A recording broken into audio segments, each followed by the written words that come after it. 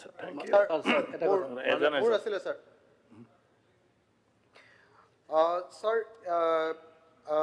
মই অলপ আগতে মুখ্যমন্ত্ৰী ডাঙৰীয়াক কৈছিলোঁ যে চৰকাৰৰ গাফিলতিৰ কাৰণে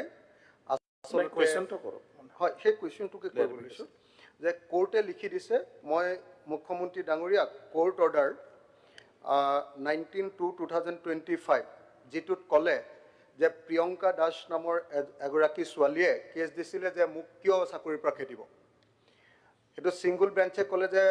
নাই চাকৰিৰ পৰা খেদিব নোৱাৰে তাৰ কাৰণ দেখুৱাই দিলে তাৰপিছত আমাৰ গভৰ্ণমেণ্টৰ পিনৰ পৰা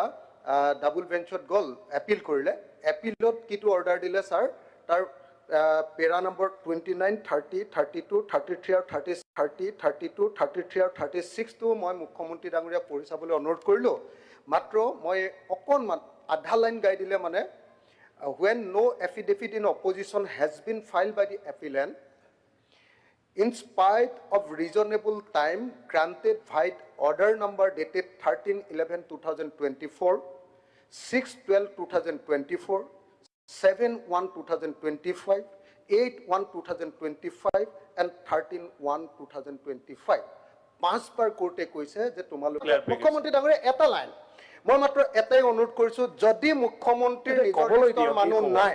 তেতিয়াহ'লে বিকে শৰ্মাৰ ৰিপৰ্ট অনুসৰি দুটা সিদ্ধান্ত দিব লাগে মই নিজকো কৈছোঁ যে ইয়াত CBI এনকুৱাৰী দিয়াৰ কথা কৈছে বিপ্লৱ শৰ্মা এটা মানে হেৰি ৰেছপনচিবিলিটি ফিক্স কৰিবৰ কাৰণে মোৰ বন্ধু এজনৰ নামো উল্লেখ আছে গতিকে মোকো সাঙুৰি লোৱা হৈছে মোৰ ওপৰতো CBI এনকুৱাৰী দিব লাগে আৰু 1 নম্বৰ আৰু 2 নম্বৰ যে বিপ্লৱ শৰ্মাৰ ৰিপৰ্ট অনুসৰি গোটেই সেটটোকে মানে একেবাৰে কেনসেল কৰিব লাগে বুলি যেটো অৰ্ডাৰ আছে হেতুৰ ব্যৱস্থা কৰিব লাগে যদি নকৰে মুখ্যমন্ত্ৰী মাননীয় অধ্যক্ষ মহোদয় যদি কয় আমি ধৰিলো আমাকে যদি কৰি দিয়ে নাই মই কথাটো আপোনাক কৈছো এই কেছটো কোনে ধৰিলে বিজেপিয়ে ধৰিলে আমি ধৰিলো আকৌ আমাকে যদি বুলি কৈ দিয়ে তে মানুহেটো কেছই নধৰিব নাই মই এখন পঢ়িছো মই এটো উত্তৰ দিম আপোনালোকে যদি পুলিচকে চুৰ বুলি কৈ দিয়ে পুলিচে ক'ব চুৰ হৈ থাকাই ভাল আমিয়ে ধৰিলো কেছটো আৰু এতিয়া কৈ আছে যদি আপোনাৰ কোনো চিনাকি মানুহ নাই হৰি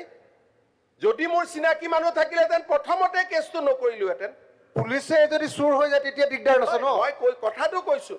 আপুনি যিটো যদি ক'লে এই যদিটো কিয় কৈছে যে ডোন্ট ডু অনেষ্টি ডিয়াৰ আফটাৰ আপুনি কি মেছেজ দিব খুজিছে যে সদায় ভৱিষ্যতে যদি কোনোবা কৰাপ্টেড অফিচাৰক আপোনালোকে এৰেষ্ট কৰে আপোনালোকে লগাই দিম যে আপোনালোকৰহে সম্পৰ্ক আছে আজি অন্তত ধন্যবাদ দিয়ক যে বিজেপিয়ে